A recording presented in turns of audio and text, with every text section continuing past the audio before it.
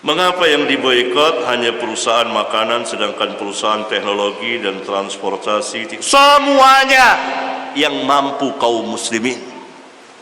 Wah, nggak ada yang bilang sebagian, semuanya yang mampu kaum muslimin. Bertahap, kaum muslimin baru tahu, baru melek sekarang. Selama puluhan tahun mereka membeli produk ini, produk itu. Ternyata selama itu juga mereka mendukung Yahudi untuk menjajah Palestina, negeri yang dimana ada masjid mulia, Masjid Al-Aqsa. Baru kita melek ketika teknologi itu ada. Dulu kita tidak tahu. Perang, ikhwan, yang dapat, yang mampu. Kalau darurat apa, nggak ada masalah. Yang mampu harus. Dan itu puluhan brand produk. Saya punya catatannya hampir puluhan, banyak. Sekali saya belanja, saya lihat, wah ini enggak, apa hina saya akan memakai kain kafan, kemudian saya tidur di pembaringan saya ketika saya melihat saudara-saudara saya dibinasakan oleh Yahudi. Kemudian saya tidak berbuat banyak. Apa yang bisa saya perbuat? Jangan kita seperti orang-orang munafikun, selalu menggembosi. Lihat orang munafikun, ketika mau perang Tabuk ditakut-takutin orang beriman. Jangan, panas. Allah jawab apa? Neraka lebih panas. Ya, begitu ikhwan. Siapkan kain kafan antum, pakai kain kafan antum, tidur di pembaringan antum. Jika antum diam dan tidak berani berbicara, lebih bagus antum tidur tenang di pembaringan sambil memakai kain kafan. Karena kita telah mati jiwa dan raga kita. Sebelum mati yang asli, dicabut nyawanya oleh Allah Tabaraka wa Ta'ala. Ketika kita berbicara, berjihad, berperang dengan 3 cara. Ketika kaum muslimin dibantai setiap hari, kemudian kita masih berselisih, ngapain boikot, ngapain boikot. La ilaha illallah.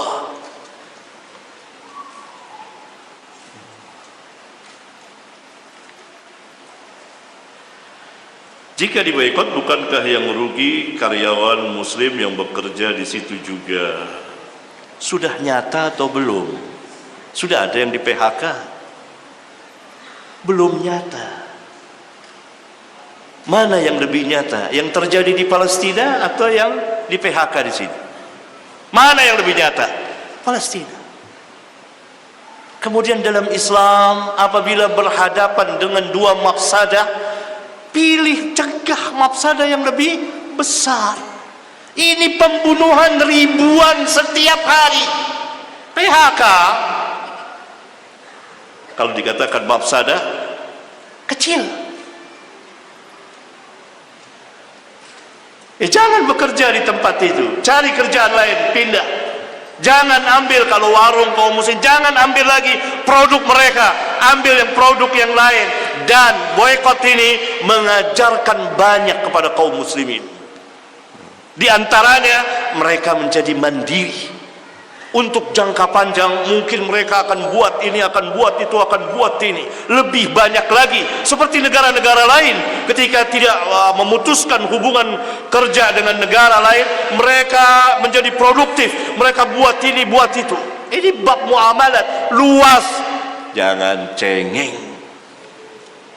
Antum nih cengeng banget.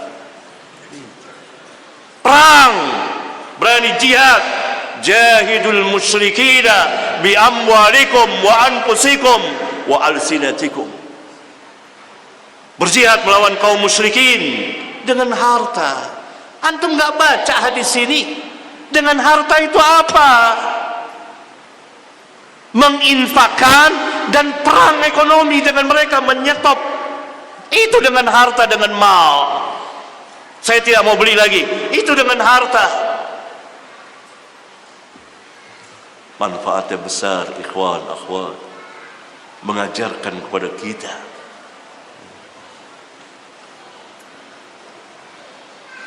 Sebagian perusahaan yang induknya di Amerika membantu Yahudi di negara kita, mereka donasi juga melalui Badan Amil Zakat ke Palestina. Siapa? Terang-terangan dong. Terang-terangan. Yang ada lisensi. Lisensinya itu digunakan oleh Amerika untuk membantu Yahudi. Mana terang-terangan? Ada produk ini, terang-terangan kami membantu Palestina. Kalau nggak dipecat dari Amerika, ngomong aja antum. Lisensinya dibayar mereka. Coba mereka mengumumkan, misalnya produk apa yang terkenal di sini, ayam goreng misalnya. Umumkan, kami akan bantu Palestina. Nggak peduli dengan yang di sana. Kita lihat, kalau nggak dipecat, diambil. Nggak boleh, lisensi ini dimanfaatkan. Sekarang teriak mereka, kami akan bantu Palestina. Begitu dong. Nggak ada yang teriak, senang, karena ini permasalahan din. Tambah mereka diboikot, mereka senang diboikot, nggak ada masalah merekanya. Karena apa? Mereka membantu Yahudi. Mana ada yang ketakutan di antara mereka? Antum malah yang takut Muslim, mereka nggak takut. Karena ini masalah prinsip mereka. Ini adu kekuatan kesabaran dalam istiqomah dengan agama din. Apa antum pikir orang-orang kufar itu tidak saling menasehati sama mereka? Sabar kita, sabar kita, sabar kita berada tetap di keyakinan kita. Begitu mereka itu. Al-Quran Al-Karim, yakni Allah Subhanahu wa taala menjelaskan di dalam Al-Quran ketika orang-orang kufar didakwakan mereka pun saling menasihati sesama mereka untuk tetap istiqomah. Jadi boikot itu ada dalam Islam, bukan karena hizbiyah, bukan karena Qardawi. Itu salah paham. Ini amal kaum muslimin. Siapa saja kaum muslimin bisa melakukan ketika tahu data. Dulu juga saya tidak tahu. Tersingkap baru akhir-akhir ini ketika sebagian kaum muslimin menyingkap bahwa perusahaan ini, produk ini membantu pendudukan Yahudi, penjajahan Yahudi kepada saudara-saudara kita di Palestina. Antum tidak lihat itu orang-orang Yahudi membantai tanah Palestina yang mereka tidak punya hak sama sekali, dirampas, diambil. Maka kewajiban kaum muslimin merebut kembali, membebaskan saudara-saudara kita itu. Salah satu perang yang bisa kita jalani, pemusnahan ekonomi mereka dengan cara, kan kita tidak langsung merusak, bukan begitu, dengan cara tidak beli. Kaum muslimin yang buka swalayan, yang buka warung, jangan beli lagi, udah habisin aja stoknya, jangan beli lagi. Begitu kaum muslimin. Dan ini berlaku bukan hanya di Indonesia, di dunia. Bahkan di negara mereka pun ada boikot. Orang-orang yang pro Palestina, setelah pro kemanusiaan, melihat kekejaman Yahudi. Kemana akal antum? Mana agama antum? Mana al-wala wal bara? Mana, bagaimana antum belajar manhaj salaf? Kok seperti ini? Kaum salaf selalu terdepan dalam masalah jihad.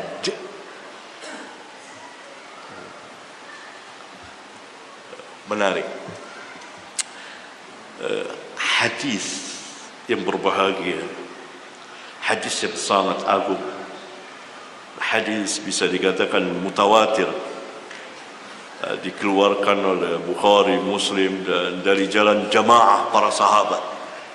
Sabda Nabi yang menggetarkan dan memberikan semangat dan mengecilkan dunia jihad. Beliau bersabda, la ghadwatun fi sabilillah aw rawhatun khairum minad dunya wa ma fiha. Sungguh, kata Nabi, berangkat di waktu pagi di jalan Allah, perang, dan di waktu sore, ya di pagi atau sore, atau di antara dua waktu itu, khairun minad dunya wa ma fiha, lebih baik dari dunia dan segala isinya. Apa artinya dunia ini? Yang menakjubkan saya, para ulama, para imam ahli hadis, sebagian memasukkan hadis ini ke dalam kitabul jihad. Sebagian ulama lagi selain di kitabul jihad memasukkan ke dalam kitab zuhud. Kok hadis ini dimasukkan ulama ke dalam kitab zuhud? Mengapa? Ingin dijelaskan oleh para imam bahwa orang yang zahid itu tidak akan meninggalkan jihad. Lihat, banyak riwayat. Salah satu contohnya Abdullah bin Mubarak, imam besar, imam ahli hadis, rawi hadis, penulis karya-karya ilmiah, orang kaya, pengusaha sukses, tapi beliau juga mujahid, tidak pernah absen dalam berjihad. Dan beliau mengarang Kitabuz Zuhd. Ibnu Abi Asim mengarang kitab Zuhd, dan dia masukkan hadis yang tadi, bahwa orang yang zahid tidak akan meninggalkan jihad. Itu yang pertama. Yang kedua, bahwa ibadah ini besar, dunia ini kecil, dinisbahkan dengan jihad fisabilillah. Luar biasa hadis ini. Khairum minad dunya wa ma fiha. Dan kita bisa melakukannya dengan lisan kita, dengan harta kita. Kalau tidak bisa dengan fisik, bukan main-main, ikhwan. Dan kaum salaf, saf terdepannya dalam bab ini bukan orang hizbiyah. Wasalah kaprah ini, berbahaya ini, fitnah besar, mengecilkan kaum salaf. Kaum salaf yang berbicara dari dulu ayat Al-Quran dan Sunnah. Kaum muslimin lain ya bisa ikut, justru mereka ambil dari kaum salaf.